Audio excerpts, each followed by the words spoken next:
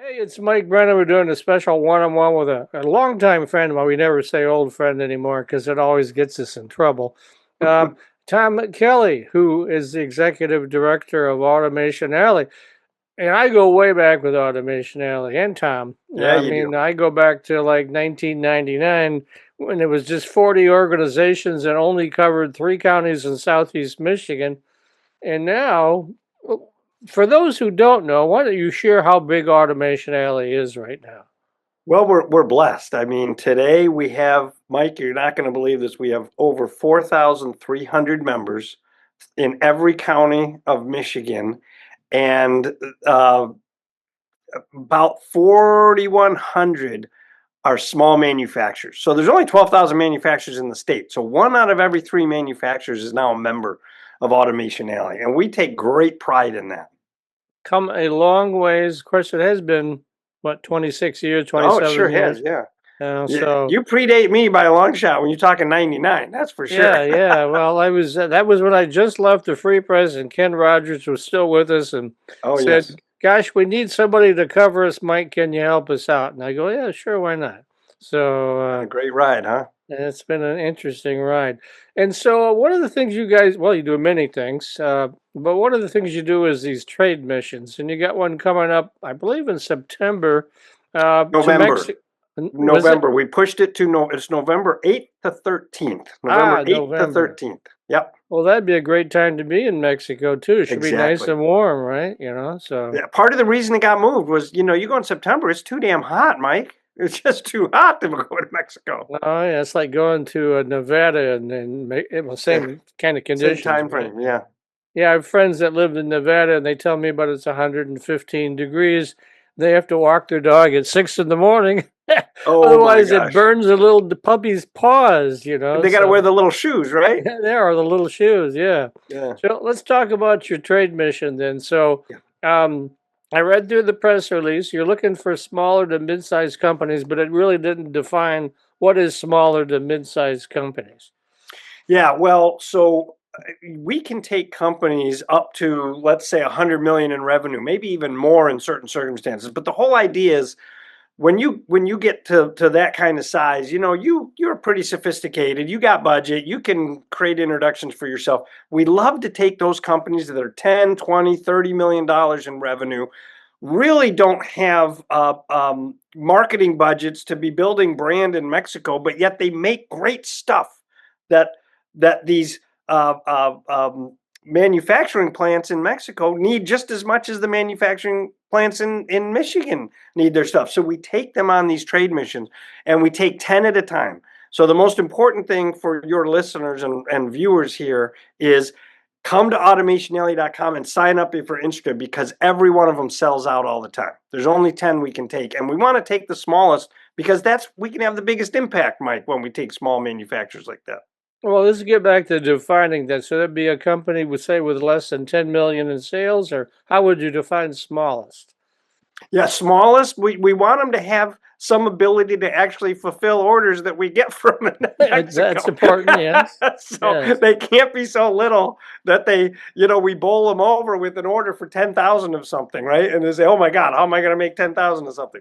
So about 10 million, is a good round. There's some that would say, Tom, I can handle this kind of volume, but we're taking them with the sole intent to get them orders. It's not a boondoggle. It's not a way to go and build brand. We want you to come back with orders. And so we want you to have the capacity to take those orders. And usually you get above 10 million, you're starting to really be able to handle that kind of stuff, and still generally considered quite small by government standards in terms of businesses.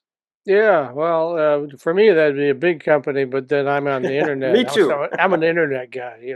Yeah. Um, so 10 million bucks. Now, it's not the first 10 that show up. You're going to vet these companies, right?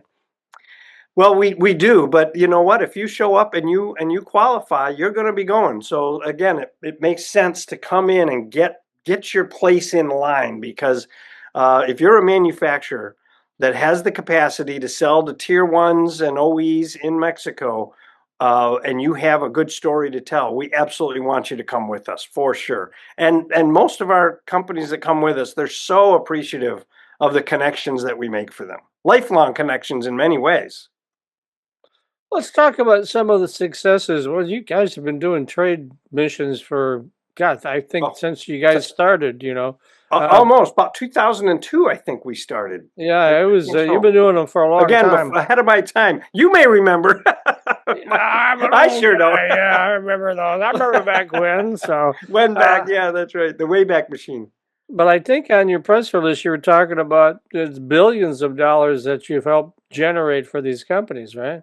Over 2 billion. And you know what? That's a stat that we don't get to say that. What happens is the Department of Commerce, because when you export, you have to file with the Department of Commerce, and especially on new exporting, we're able to, through the Department of Commerce at the federal level, they track this for us and they tell us, here's how much business you've generated since you've been doing these trade missions. And it's over $2 billion. And if you think about $2 billion, $1 at a time, because when you're dealing with little guys, you're creating little contracts and then they grow from there. So we're very proud of that statistic because, GM could do that in a single weekend at a NASCAR On a event. Friday, probably, you know. On a So, Friday.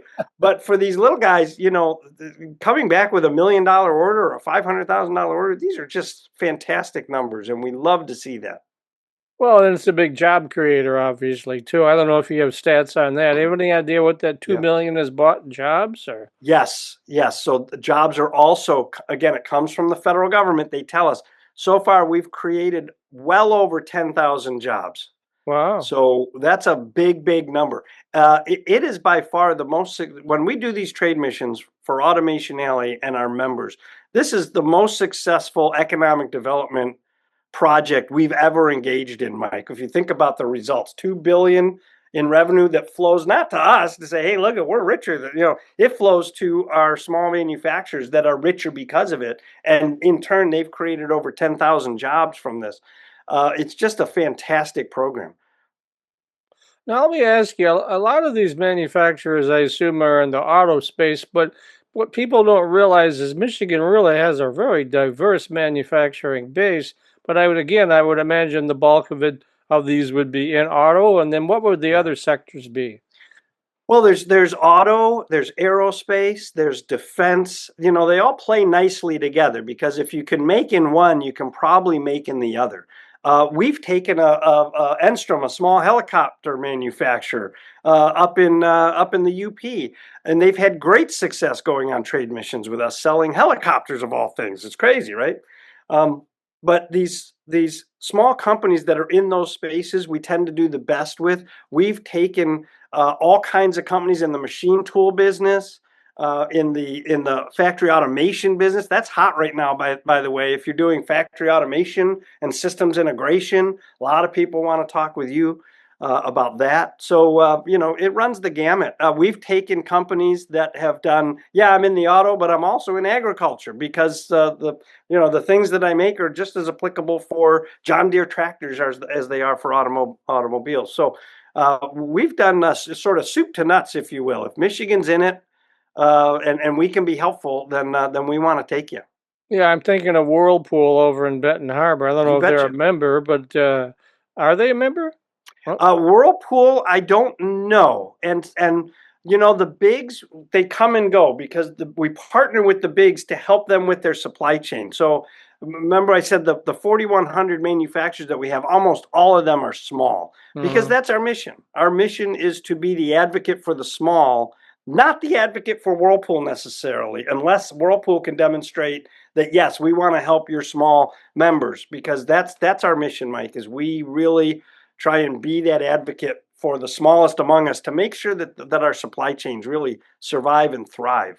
Yeah, I know. One of the things that's big and a hot topic right now is the war in Iran has burned up so much munitions or Oh whatever yeah. missiles and you name it. It's gone through the stockpiles. That now, and of course, then the other situation is the Ukraine war, where who would have thought that that these little flying robots Yeah. that we all know, the drones, Yeah. but suddenly turn into a weapon. So one of the couple of the stories that we've explored is you mentioned aerospace and defense, which actually in Michigan is a $30 billion industry, employs a couple 100,000 people. Yeah. Um, that there's a lot of emphasis now on maybe that a lot of those smaller folks could start developing these drone weapons kinds of things rather than we spending, $3 million on a missile to shoot down a $20,000 drone. Doesn't Right. make a lot of sense. So, do you think that's a possibility, something like that? Oh, I think it's not only a possibility, I think it's an inevitability. Because as you change manufacturing to design for additive manufacturing, well, once you digitize that as a design for additive manufacturing, it's now a digital design that you can distribute to multiple manufacturers at the same time. So, in other words, I don't need to build a $1 billion Anduril plant in Ohio to make great big things. I can distribute, especially because drones are small and tend to be plastic or simple metals that you can 3D print.